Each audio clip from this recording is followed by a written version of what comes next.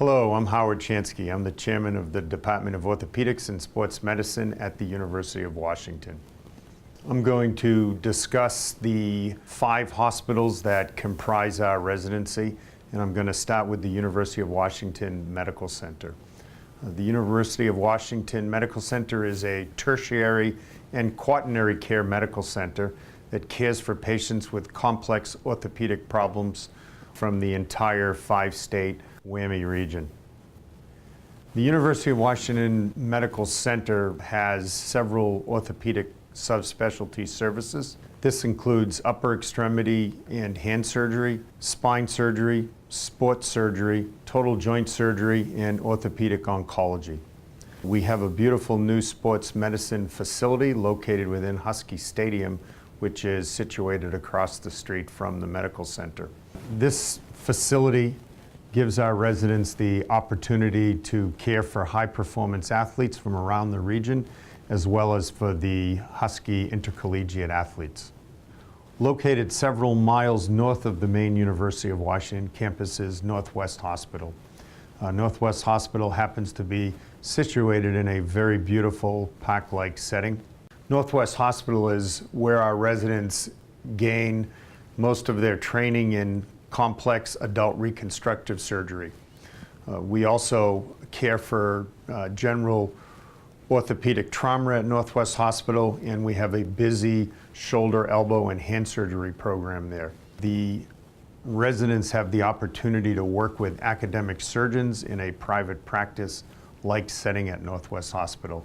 This is the ideal environment in which our residents can prepare for a future in which they will be expected to be not only talented surgeons, but also efficient surgeons.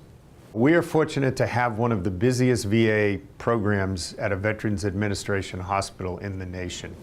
At our VA hospital, our residents see patients with very complex orthopedic problems, and they come from the entire WWAMI region.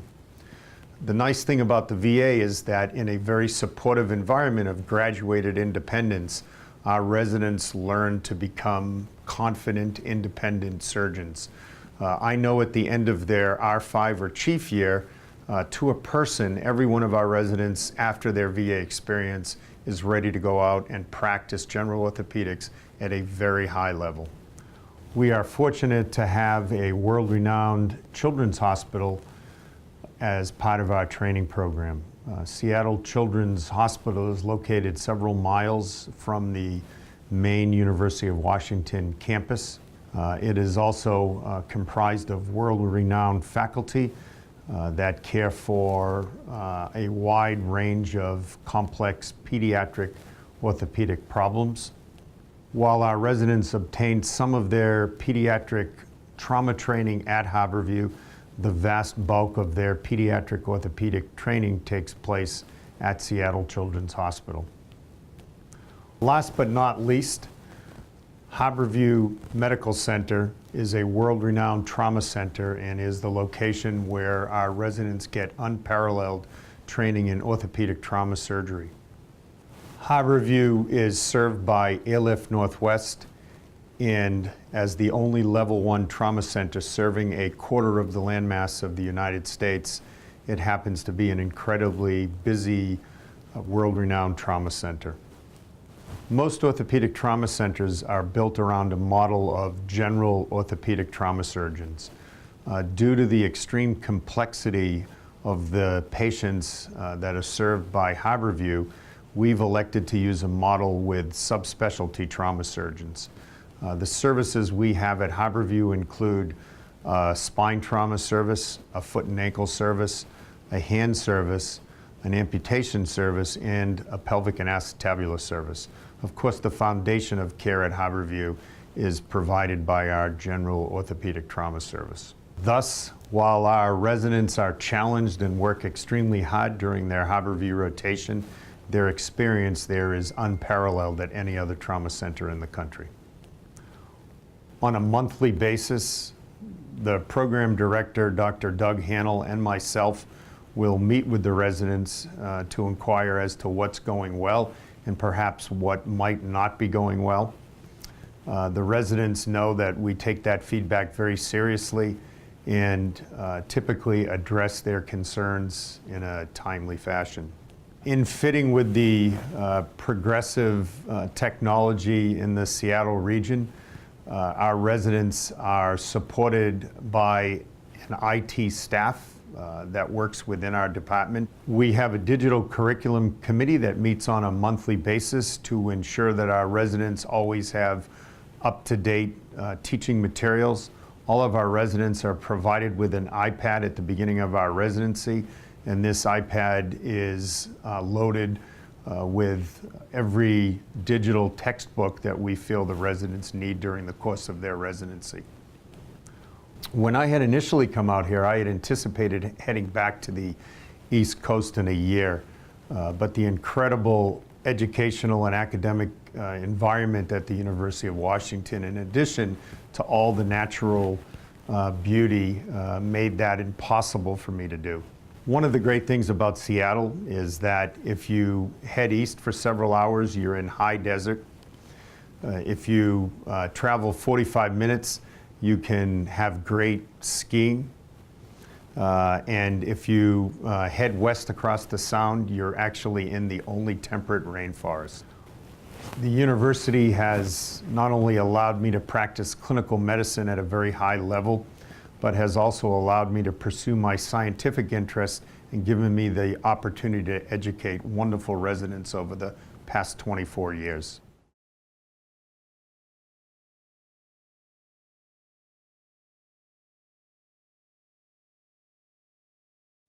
Dr. Hanel, how do you view your role as the director of our residency program? As the program director, I have a primary goal, a primary role of taking a considerably talented pool of young physicians and helping direct them into becoming very good physician surgeons. That's emphasis on being able to talk to and deal with patients and be able to be skilled technical surgeons. In addition, I have got to administer the nuances of running a residency. And to that end, I've surrounded myself with very, very good assistants and administrative assistants within my program, some of whom you will meet in this interview. What do you look for in a resident? Well, that's very interesting. And it's probably one of the funner parts of my job is that the resident that I want somebody who has excelled not only in medical school, but has excelled outside of medical school in extracurricular activities. An ideal resident. And most of ours, the great majority of ours, represent the top 10% of their med school classes. So they're very smart. They've done some research. Most of them have published their research.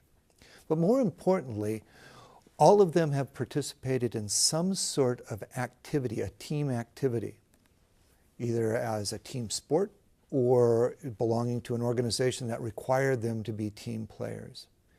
And then finally, I look for somebody with all those other attributes who has had to do some very simple menial job, something that required them to punch a clock, to be part of and have to make and be part of a time and a frame, and to do things that required them to be part of society other than the very special people that each one of them actually becomes.